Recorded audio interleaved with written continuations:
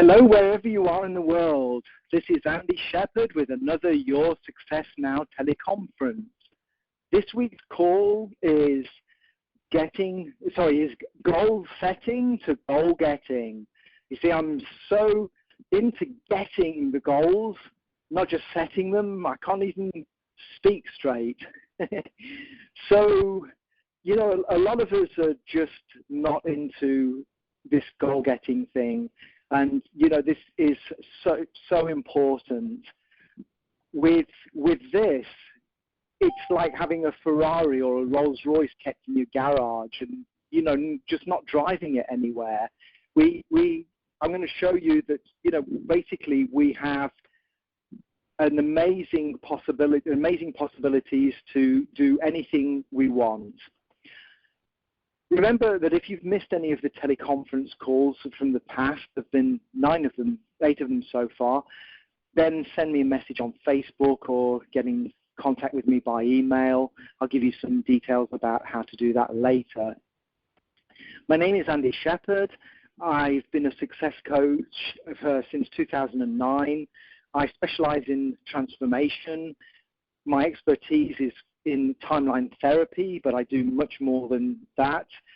Basically, there are certain, if we're not able to reach whatever goals that we want or attain whatever we're wanting, often we're going to find that there's something in the past which happened, which is going to be holding us back, if you like, or constraining us to a certain kind of mindset.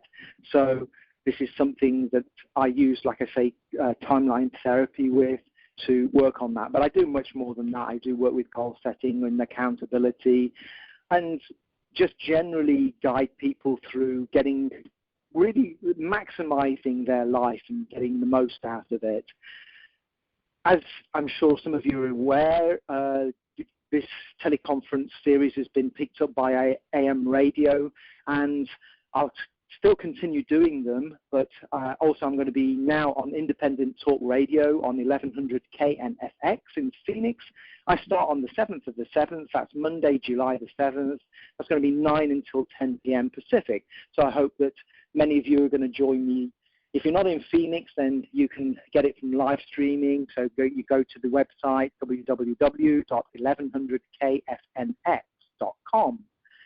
This will be recorded, so if you're not able to make it, because there are people from Germany listening to this, Romania, from the UK, from Australia, from Canada, all over the place. So I'm going to record this and I can get that to you too. Today's call is goal setting to goal getting. I got it right this time.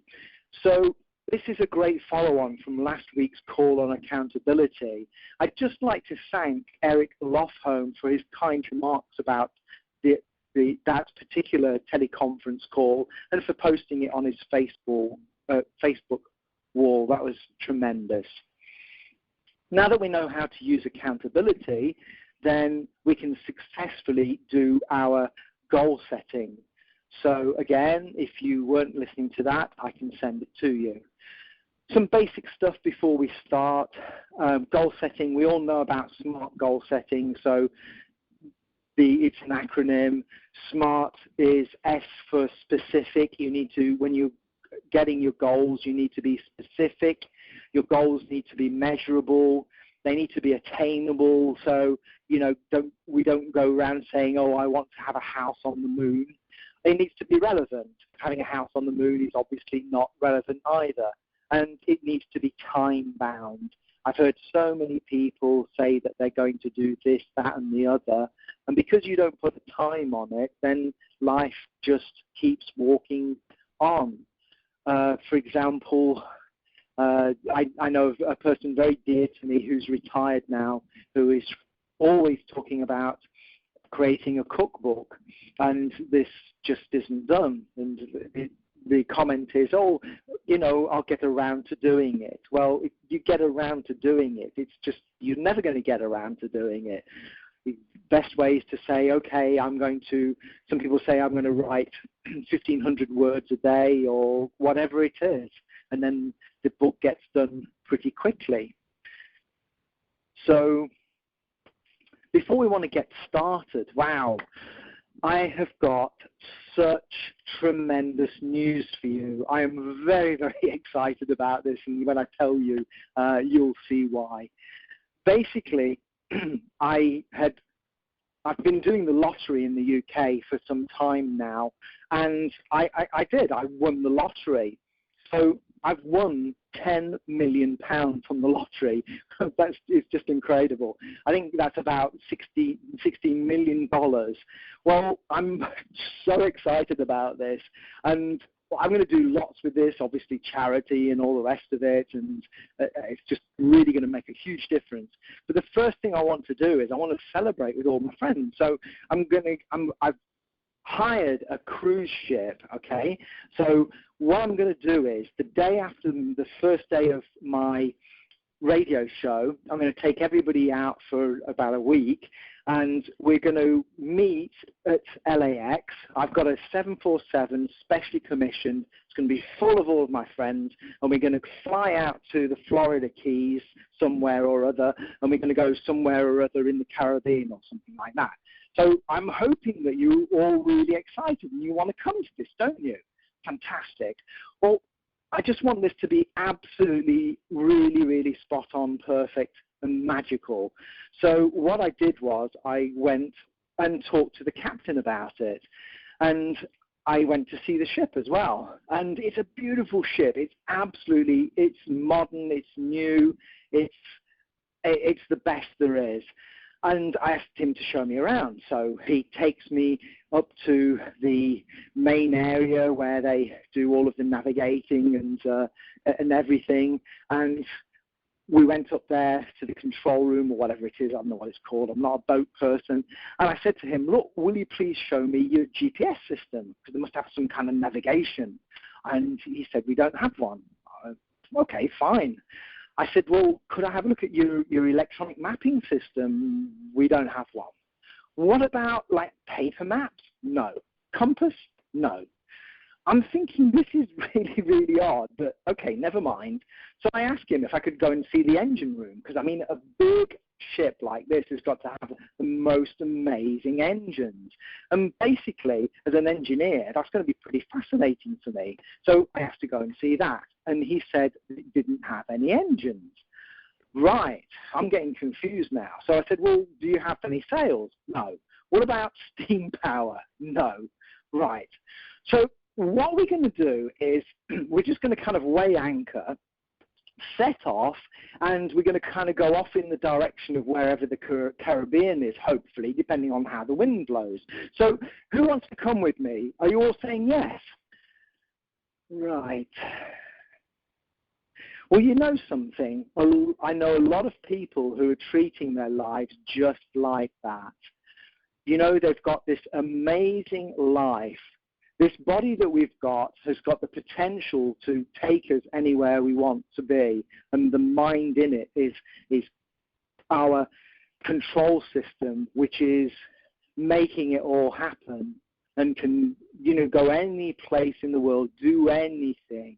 But the things that we really need to do is, I mean, in the first place, I didn't say where we were going. I got a rough idea. And that's kind of where we are in life. We've got a rough idea. And for a lot of people, the rough idea is, well, you know, my plans are as long as I can pay the bills by the end of the month, then I'm cool. Well, there's got to be a bit more than that. I mean, you're not going to get fired up about life if that's all you're thinking. You're just going to kind of wander through life, aren't you? So that's something, and you need some kind of propulsion system. You need something that's really driving you. So this is the essence of what I'm going to be saying to you today. And I'm really impressed, basically, that you are listening to this teleconference, because I've heard that goal setting is kind of, people would rather have their teeth pulled or have open heart surgery or chop their leg off than do this, which is a shame, because basically goal setting is your friend. It's the best thing that you can do. You really need to have plans and some dates of where to do this. You know, to be in the top 5% of the world, I've heard figures that, that this is what you do, you plan it. And I do remember that people who had, like the top 3% of the school who made the most money, more than the 97% were the ones who'd actually got a plan of where they were going to go and dates where they were going to do it. So that's huge. So, that's definitely a great place to be. So, and a lot of people, I say, I talk about goal setting and say, well, it's in my head. I know what I want. And, I mean, have you ever heard somebody super, super rich? I mean, I can imagine I'll go over to Donald Trump and I'll say, hey, Donald, all your stuff's just in your head, isn't it, mate? And he's going to go, yeah, of course it is. No, it isn't. I'm sure he's got very, very elaborate plans of everything he's going to do. And people who are successful really do that. So today is going to be fabulous because I'm going to really help you with this. I'm pretty late with a whole bunch of stuff that I was going to do today. Like, I've not done my daily exercises yet. I'll do that afterwards. But I will do it. I'm committed. I'm accountable. Everybody on Facebook is holding me accountable to doing my daily exercises, so I'll do it. But I kept finding some great material to put in here. So I've pulled stuff from Jim Rohn, from Tony Robbins. Hopefully I'll get a little bit of time at the end to go into some Napoleon Hill. Let's see how the call goes. Somebody called Wallace D. Wattles, who I believe was the inspiration behind the book The Secret. But this guy went into much deeper detail than The Secret. There's a lot missing from it. And I've talked about that before. So, as Jim Rohn says, a goal without a plan is just a wish. So be honest. How many of us are just wishing and not going about doing anything to make it happen? Most of us have the habit of doing don't have the habit of doing goal setting. Maybe it's too close to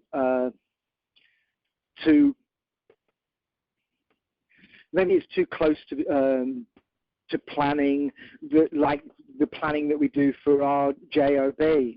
So when we're at home, we just want to have a break, don't we? When we get home, we work really, really hard, and we want to watch a little bit of television and do whatever it is we do to relax. Goal setting is like work, so why would we want to do that?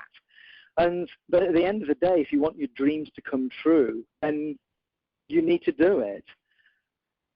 So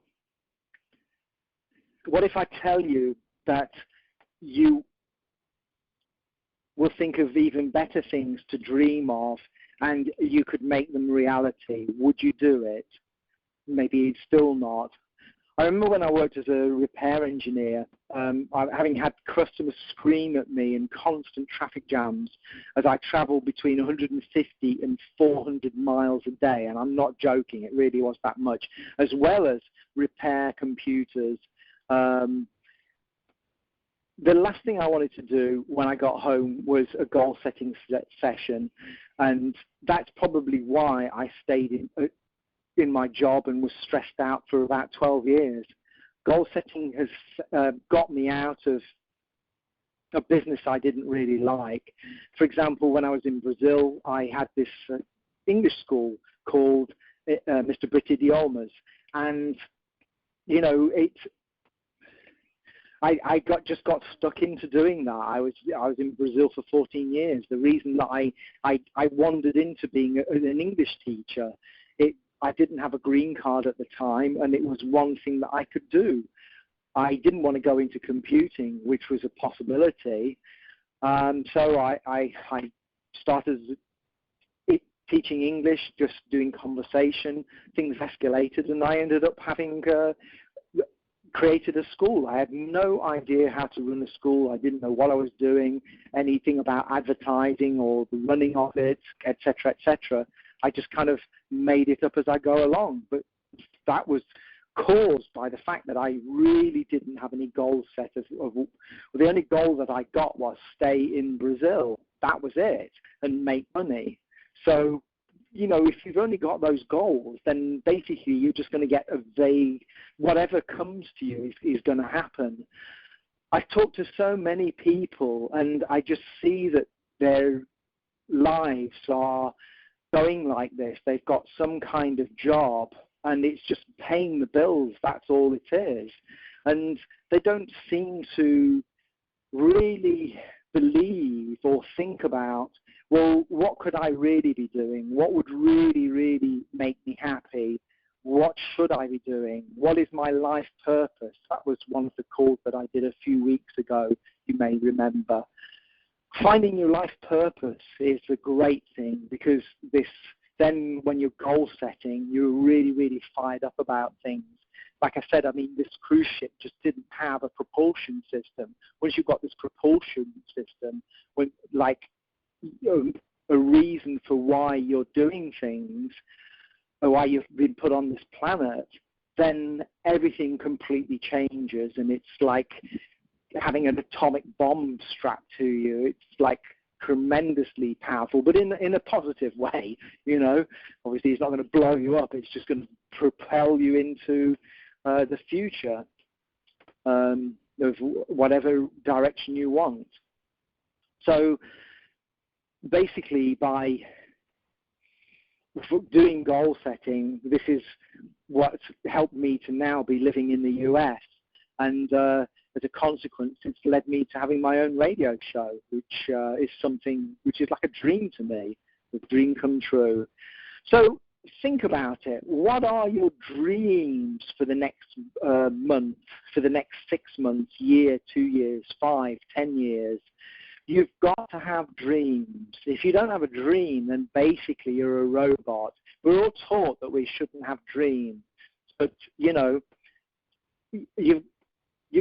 really do need them. We go to work hard. You go to work. We work hard, and we're tired out. We come home. We find a way to escape from our crappy life, and we sleep, wake up, go to work, work hard, and do the whole thing over and over again. There's got to be more to life than that. Like I say, I want you to get on this cruise liner of life, and that is out there, and really start having a great time. So dreaming is good as long as you know, you work out a strategy of how to make it happen, set goals, and you set some time for it. So you may have a rough dream, like have a bigger house, or be slimmer or make more money. But if you don't define it, how can you get there? You need to be. The more accurate you can make it, the better it is. Can you imagine if you were an architect, somebody said, okay, I want you to build me like the Walt Disney concert hall, and you just said, okay, it's just going to be a place where there's like a few rows of chairs and a place where people can have a stage kind of thing. Well, you just end up with you'd end up with a field with a whole load of wooden chairs in it. Well, you've got to design more than that. The vision of the place, you've got to look at the acoustics of it, of everything. So the more detail you put into it, the better it is. Can you imagine if you used a kind of a wishy-washy strategy on how to get to the moon? This is how it would be. Well, I'm going to get myself a big firework. I'm going to kind of aim it in the rough direction of where I think the moon is. I'm going to light the fuse, close my eyes, pray, and see what happens. Are you going to get good results from it? Are you going to get there? Are we doing that already? We've got to be honest with us. Are we just sitting on some big firework, lighting the fuse and hoping that we're going to get to the moon? We've got to get on this cruise ship of life and get it pointed in the right direction, saying, right, I'm going to go to Nassau in the Bahamas, and from there I'm going to go to blah, blah, blah. Work it all out. So today I would really, really love for this to be kind of like a workshop for you. So I would really love it if you go and grab a pen and paper and start writing some of this down. So because, okay, if you're driving, I'm going to let you off. You don't have to write anything. But, this is pretty important stuff. So, I mean, could you maybe just stop your car for a few minutes and just write this down? I mean, maybe you could. Have a think about it. You're worth it, aren't you? If you decide you can't, well, okay, ask me for the recording, do this later. No problem. But I think it'd be great if you could get this done. So think about this. Few questions for you to meditate on and contemplate. So what do you want to do? What do you want to do in life? What do you really, really, really want to do? And something more than just, an astronaut or whatever, or football player or whatever it is. I mean, okay, if you're at an age where you can make that happen, fine. But if you're 70 or 80 years old, maybe you should think of something else. We need to be realistic about them. Remember, it needs to be something that's relevant. Okay? So, think about this. What do you want to be? What do you want to have? What kind of objects do you want to have? Where do you want to go? Where do you want to travel to? Now, believe that you could do the things that I'm talking about, and I'm going to go into more detail about them in a minute. What would that mean to you? You work hard for your boss, really hard. What if you started working hard for you so that you could have whatever you wanted? That would be kind of great, wouldn't it? Dreaming and having visions is what keeps us alive. Not finding a way to make them happen is what kills us inside. Don't do that to yourself. Dream big. Dream so freaking big it blows your mind. That would be really neat if you could do that. Why not? I'll give you an example of this. I tested law of attraction, and I thought, when I first started all of this, I thought, let's see if this works. I mean, I'm certain it does, so let's see. At the time I was studying Tony Robbins, I'm stuck in Brazil. I've got no way of going to see any of his gigs or anything like this, and I'm just listening to audio stuff. That's all I can get. And I was listening meticulously, like 2 hours a day, and I was doing something called Hour of Power.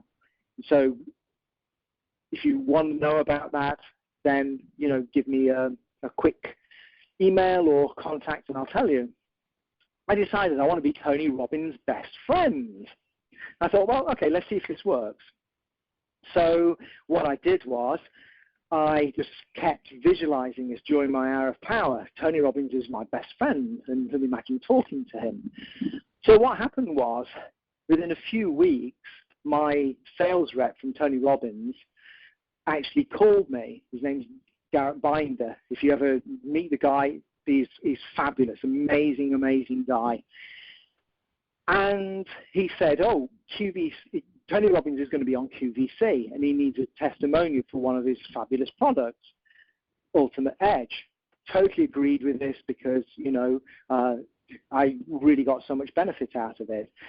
So I was on QVC, not once, not twice, but 3 times. Tony Robbins liked the energy that I got and the message and the difficulty and the transformation that he wanted me back time and time again. I even got to do a Google Hangout with him. So during the QVC session, we had about 5 or 6 minutes together. During that time, we were talking as if we were best friends. We were just chums talking about stuff like you would. So my visualization had come true. Okay, I'm not physically his best friend. I'm not like got the next house next to him in Namali, Fiji, but it did come true. So I'm contemplating the next thing. I've got this radio show, and I'm sending this message out to the universe to get Tony Robbins as a guest on my radio show. And I know that if I really focus on this, I will get it. So what about you? What would really, really stoke you up to get? I mean, I just think that would be really cool. So what would you really love to do? What do you really want out of life? Do you want to travel? Do you want something in your business? Do you want a big business?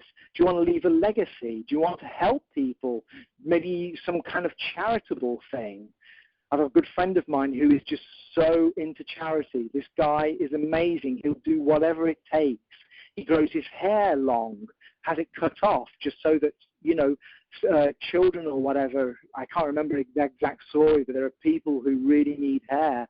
Maybe they're going through some kind of surgery. I don't know. He goes and he does that. He'll do whatever it takes. Fantastic. Whatever it is, go do it. Maybe you want to do something unique before you part this world. We really should be doing that if we can. I've got friends of mine who are doing missionary work, and they find a way of having several months off during the week and the year and go off and do some tremendous work, building school or helping in some medical establishment, a hospital or building it or whatever. This is fantastic. Doing these goal settings will get you there. Am I right or am I right? So it's a great place to start by doing short-term goals. Okay, so something that you can accomplish in a week, a month or year. These are great confidence builders. So work hard at getting them, but don't let tiredness or laziness get in your way. If you're going to procrastinate, then you know what I say, leave procrastination for tomorrow. How many things do you do that you put off and think about, and just the thinking of them actually takes you longer than the doing of them? So we don't want to be that person, do we? So we need to get these things done now. That's the kind of attitude you need to have with this. I'm sorry if it's a bit boring. I'm sure we've got other things we'd like to be doing, maybe playing or whatever, but it's not going to get you your goals.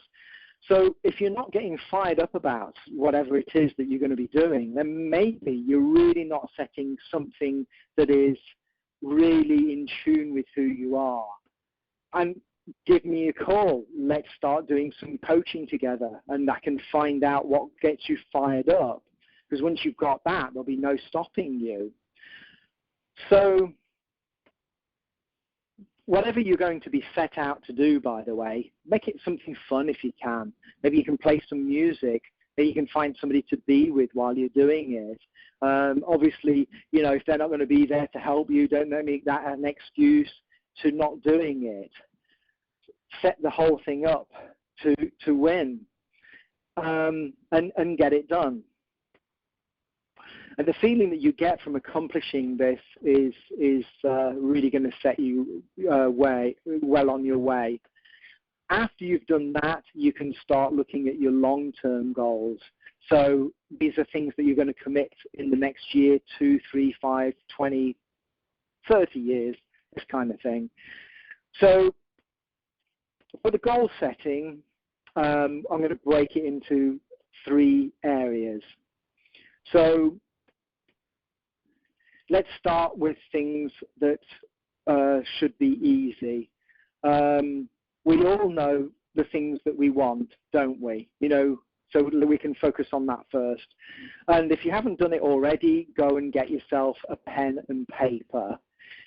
So, if you're driving, well, listen to the recording later, or if you can stop, then make me a happy man, stop and let's get this done.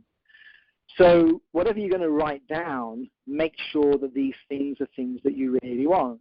If you're a guy, you're probably going to say that you want a Ferrari or a Rolls Royce or whatever. That's great. Put it down if you wish. But I want you to put down what you really want. Is it relevant? So just kind of for the start off, just let it flow. Write down your stuff. And at the beginning, just let you write Ferrari, Aston Martin, write down mansion, write down speedboat, all of these things, but then just keep going.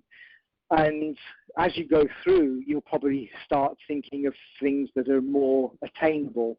I want you to also put down the small things. So for me, it would be a set of Sennheiser cordless headphones, some that I left behind in Brazil. I think I sold them to a friend of mine to get some new to get some new reading glasses, this kind of thing. You know, whatever it is, write it down. New laptop would be good as well.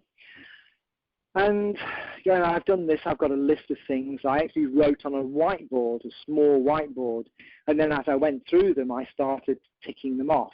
More on that later. So think also of why do you want these things?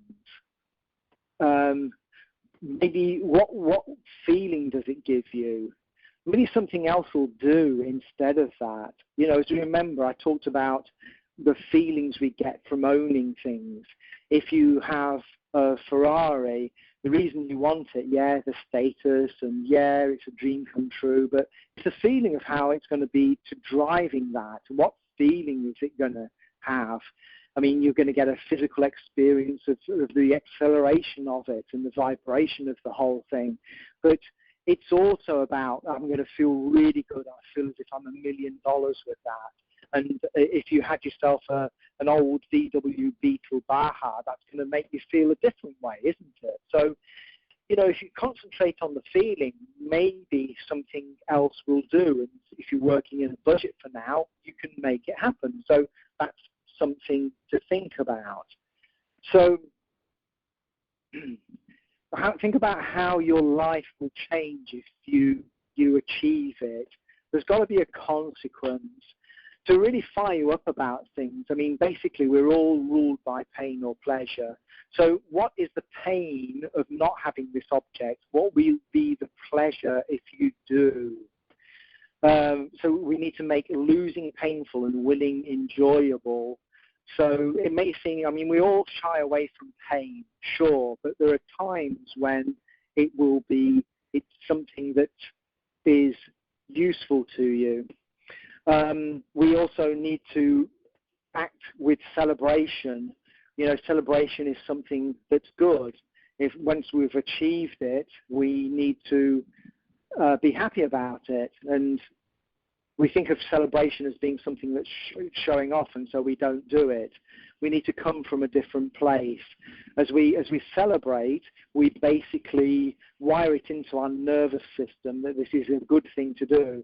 If you notice sports players, they do this all the time. With a tennis player, for example, he'll do this this shaking of his fist. And this is a clenched fist, and he'll shake it as in yes, like this. And you'll see football players do their own little dance or whatever. If you're watching the World Cup now, then you'll be seeing it all the time. Kick-off list is really, really good. Celebrate everything, big or small. You know, this is really important. If you've got money coming in, then do this. This is a little button that I got from a great friend of mine called Joel Comm. If you think money's coming in, then, you know, you should be going to ching like this, because it's going to really start wiring into you that this is where the money is from. This is a really great anchor for you to have.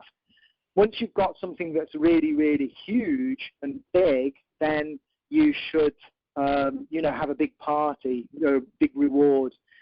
Maybe you want to take the family out for a big dinner or go to Disney. I don't know, whatever it is, but you do something with that. The ka-ching thing is something that's useful at the process of getting you there. When you're seeing, oh, this is going to lead me to money. That's what that was about. And sorry if I didn't make that very clear. So some people don't even know. This is an important point. Some people don't even know if they're winning or losing in life. They go through life with their fingers crossed. Get planning and make your future happen the way you want it to. Don't be a person keeping your fingers crossed that it's all going to work out and you're going to win the lottery one day and everything's going to magically be all right. You know, start living life instead of life living you. Don't do what I did, which was like being stuck in this school in Brazil. This flip of living life instead of life living you is very powerful. This is your freedom thought. This is your escape jail free card. plus you collect more than $200. How cool is that? Is that what you want? I'm hoping that you're saying yes to me now. Don't get to the end of your life thinking, if only I had planned what I wanted out of life, I should have done this, I should have done that. That would be terrible. Get on your own cruise liner of life.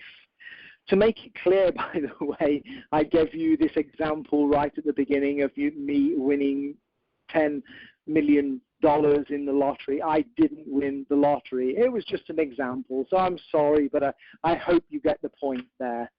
So the second thing that I want you to look at is in personal development. So this can be being fitter, stronger, more decisive, learning a new skill, learning a new language, maybe rock climbing, scuba diving, being a singer, dancing, playing tennis, whatever it is. So don't start thinking, I don't have time for these things, they're just pastimes, they're frivolous, I need to work, or, I don't have time for this because after work I'm tired, I just want to put my feet up, watch television, like I said. This isn't the way forward. Your pastimes, the things that you're truly, truly passionate, this is what juices you. This is what keeps you going. This is super, super important. I know that when I was in Brazil with my school, I was working really, really hard. But I then started finding time to do my own thing. So I started waking up earlier and going to bed earlier so that I could do my hour of power and exercising. I even joined the local kind of club so that I could have tennis lessons. And I was feeling really good about this. And maybe I didn't have as much time to do all of the things that I could have done, but I didn't need them because I was so stoked about life. I was really enjoying my life. So things just kind of happened faster, don't you think? The third thing that I want you to look at is economics. Oh dear, yawn, boring part coming up. Well, I'm sorry, guys, but this is pretty essential. This is one of the most essential parts. This is why I put this last, because I gave you the nice stuff first. So the things that you need to look at are obviously what income you've got, what money you've got, for your business, all that entails, the schooling of your kids, maybe your education. So these are things to look at. Now, some of us may have issues about making money. Some of us have issues about making big amounts of money. So before I go any further, I just want to share something with you that I got from this guy I talked about before called Wallace D. Wattles, and his thoughts on getting rich. He wrote an amazing book in 1901 called The Science of Getting Rich. And yes, there is a science to it. Jack Canfield is a really big fan of his. So I'd like you to listen to this with an open mind. If at any point you don't agree with any of this, then that's fine. Just let go and move on to the next thing. Now, there's one thing that I really want to stress as I read this.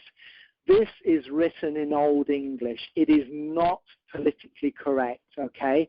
So he's going to be saying all the time a man, he's going to be saying he, and so if there's any, the ladies who are listening out there, if you could please correct this for me, and I'm just reading the text here, so I do apologize. I hope you bear with me.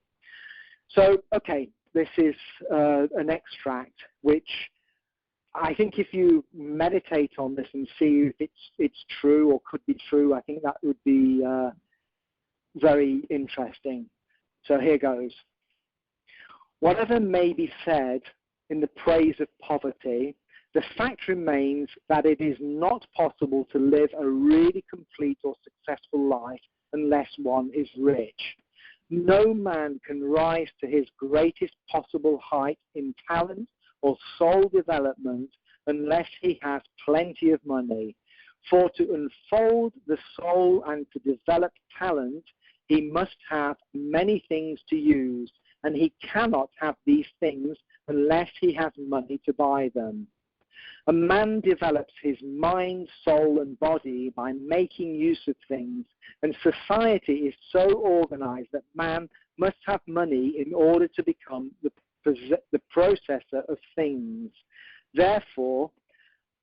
Possessor of things. Therefore, the basis of all advancement for man must be the science of getting rich. The object of all life is development, and everything that lives has an inalienable right to all the development it is capable of attaining. Man's right to life means his right to have the free and unrestricted use of all the things that may be necessary to his fullest mental, spiritual, and physical unfoldment, or in other words, his right to be rich. So again, I apologize to the ladies. I hope you're not offended by that, and you took the essence of this. Note, he said, the title of this book is The Science of Getting Rich. It is a science.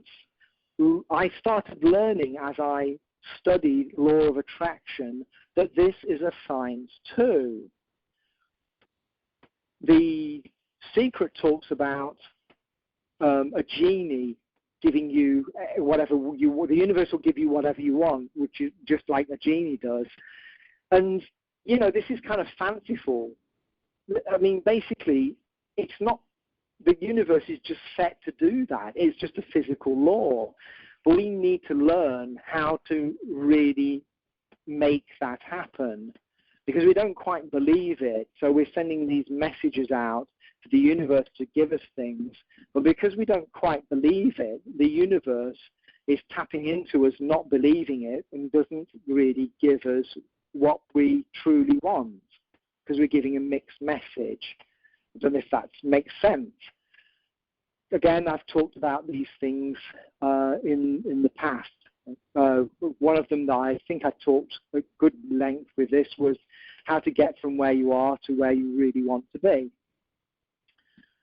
Economics is an essential part of our lives, so we need to make sure that this is very, very well planned. There's nothing worse than having $11 in your pocket and wondering where the next meal is going to come from. I have been there, so please don't do it. It's not fun, it's not big, and it's not clever. And when you are resistant to goal setting, look at the people who are saying you don't need it.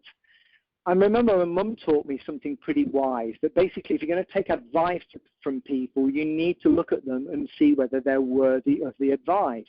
People who say those things, but you don't really need to do goal setting, are probably people who are just not doing very well. I know that this is really basic stuff, but, these things are so important that I believe that we need to always hold them in mind. As Jim Rohn says, success is doing what the failures don't want to do. Strong words for an important message. So, now you've got your goals, and don't worry, these goals don't have to be perfect.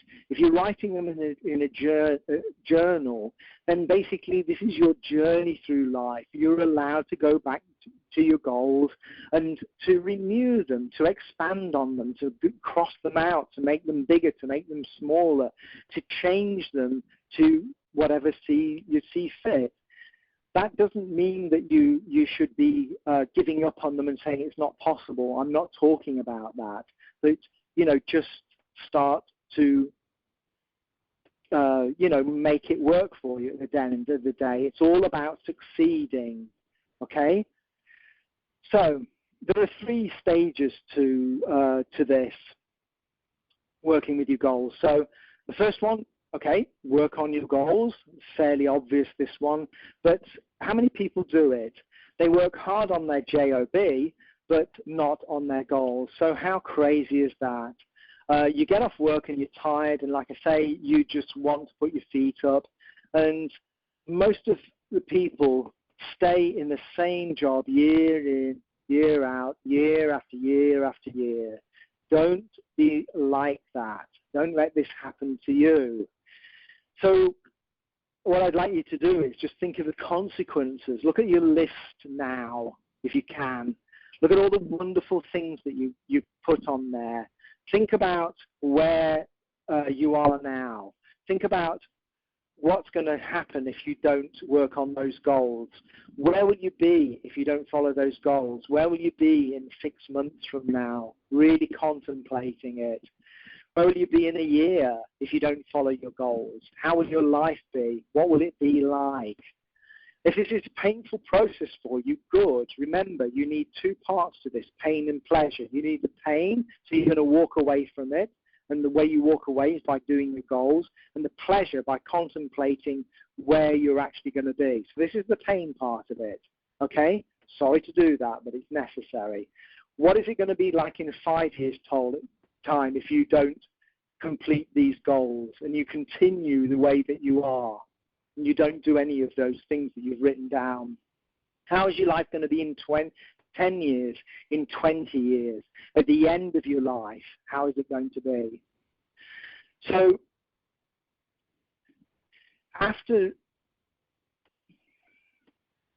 this is where you need to, like I say, just start working on your goals. So I remember, this goal setting really works because an example of this, as we go through these 3 stages, I remember I had a girl that was very special to me. Her name's May, and she had a father who had a very ordinary job. He basically worked as an electrician in a sewage farm, in a water reclamation plant, if you like. And this place was kind of a disgusting place. This is where all of your things that you don't, your bodily bits go to, where it's retreated. It's a water retreatment area. The guy was so down to earth, he didn't care where he was working. He just got on with his job, and he just worked really solid and worked long, early in the morning and finished early in the afternoon. He got home, he had a shower, had something to eat, and every single day he worked for 3 or 4 hours. What was he doing? He basically, it came from, didn't have very much. It came from a kind of a poor existence, if you like, and he would renovate houses, but it was him who was doing it. He put all of the labor into it. And he made these amazing houses because he would just put so much work into them. He would make them worth more than any other house. And he was a pretty smart guy as well. I remember there was one area, he picked a house, and he converted the downstairs, got all the planning permission and everything. So the downstairs could be like a cafe, and the upstairs was a living area. And he sold that as a going concern. This was absolutely brilliant because he was so saleable, because anybody who wanted to go into this, start a cafe, could do it really, really easily, because they only had one mortgage to pay. They only said one set of electricity, and all the rest of it halved the cost. Genius. And he just did this from time after time after time, buying new houses all the time, and just getting them, redoing them, and getting them bigger and bigger and bigger. I remember one place he had, which was like, he got to a stage where he got 3 stories, and it was a really old, I think it was a Georgian house. The cellar in this place, all the cellars, because it's such an old building, were really moldy and not a nice place. This guy had the sense to buy a dehumidifier, which, they were just coming out at that time, and he just ran it 24/7. It sucked all of the moisture out of the brickwork. He then treated it with special paint and painted it with normal.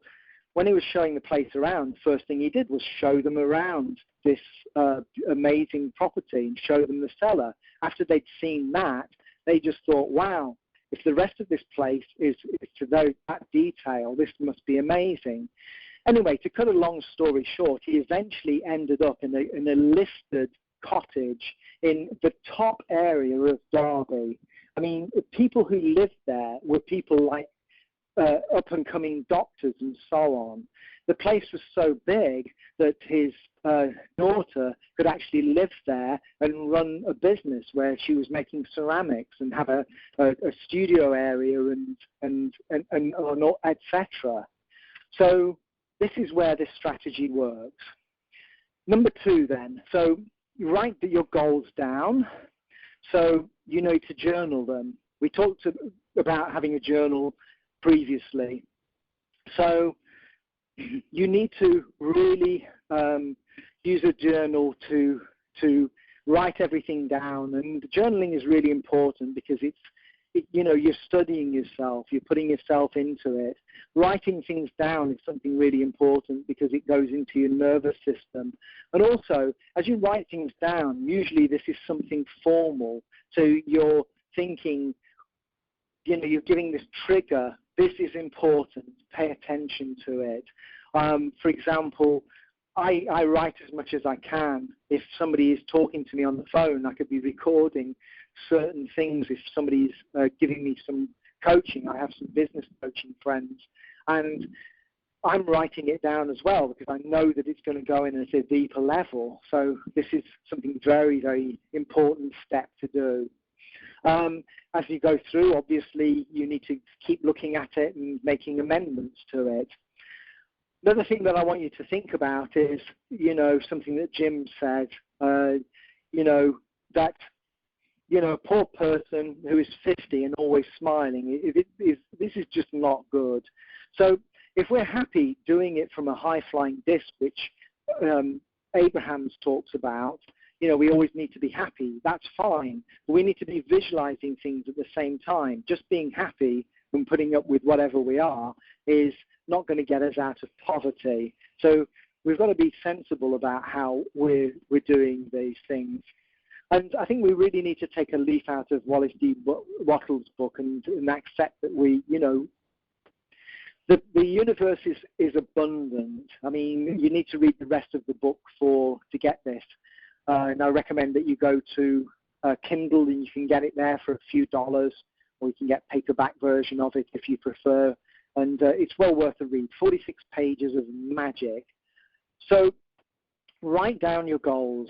Write down your significant other's goals, your joint goals together, your family goals, your business, financial, retirement, residual income, maybe some evergreen product goals if you're into internet marketing, or multiple streams of income goals, all of them. Don't let time pass you down, but don't let time pass you by. Like a couple of days ago, somebody talked to me and said, "Oh, it's your birthday any second now." And I got pretty upset about this. It's like 4 months away. And this is pretty stupid. And I was like analyzing, well, why am I upset about this? And I realized that I'm concerned about my age.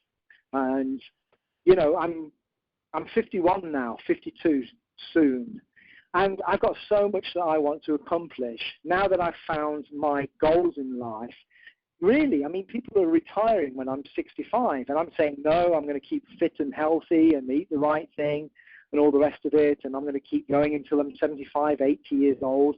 But I need to be realistic. Am I really going to be able to do that? Maybe I've just got 15 years left. So I don't want you to be that person. I don't want you to be waiting until it's too late. I mean, don't say, oh, I'm, X age and I can't do anything. Do what I'm doing. Make the best of it. Be realistic. But if you're young, then really go for it. I am very, very fired up about a friend of mine called Dana Varna. She's an Israeli girl, and, she's decided that she wants to be a Bollywood star, and she's just doing whatever it takes to get there. She is amazing. I guess she's probably in her 20s or whatever. I don't know whether she's had some kind of past life Indian incarnation. I don't know. She's now on Indian, or she's on MTV. I think it's Indian MTV or something, on some kind of reality show showing how she's getting there. Fantastic stuff. In the past in Brazil, basically by not planning, I ended up in a room with no windows, with the only cockroaches for friends. This is not what you want. By planning, I got out of that. and now I've got a great life. This is the way forward. Stage 3, check the kind of goals you are making. How big are they? Dream as big as you can, okay? So put a plan to as many as you can, even when you don't know how. If you're really motivated, you will do it. You know, I've proved this so many times. I moved from a top job in the UK to be in Brazil with a woman that I loved at the time. I always wanted to live in another country, and I did it. I always wanted to live in America. I'm doing it now. I thought it was impossible, but I'm here. Basically, it's more than just positive thought, though. I'm talking about planning, which is why it's important. You know, I don't really believe in positive thinking. I agree with Tony Robbins. Basically, I mean, if I've got an orange wall in front of me, I can, like, shout at it till kingdom comes. White wall, white wall, white wall. That wall is never going to become white until I go and get a paintbrush, a tin of paint, and go out there and paint it, is it? I mean, you know, I believe in positive actions. Sure, we can definitely use law of attraction by setting our mind to visualize and make things happen and be drawn towards us. And this really, really helps us. You know, we've got to have some kind of plan of what we want our life to be and work out some stages of where we're going to be. I don't expect you to meticulously set this out.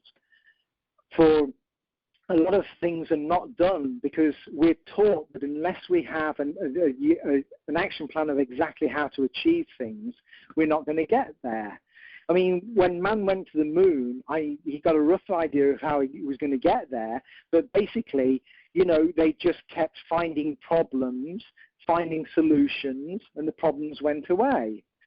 Like Jack Canfield said, if you're on a journey from New York to LA at night, basically the headlights are just shining 100 yards in front of you. That's all you need to know. I mean, obviously you've got a GPS, you've got a map or whatever, but, you know, you just need to know whatever is 100 yards in front of you. So,